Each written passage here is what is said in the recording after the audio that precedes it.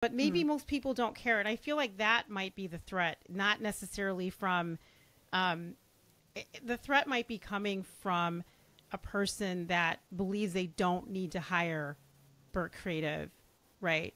Or you for any type of work because they can just use this, this helper, this digital helper. Well, and those are not the clients that I want. I love that answer, girl. Right? I love that answer. Let's go with it. Let's just go. I mean, don't. that's it. Mic drop. I no, I really don't. I mean, why would you want to work with somebody that thinks that they can? Again, it's not. There's no substitute Yes. for relationship building. There's no substitute for the human creativity. There's, you want to get the best out of what you're looking to do.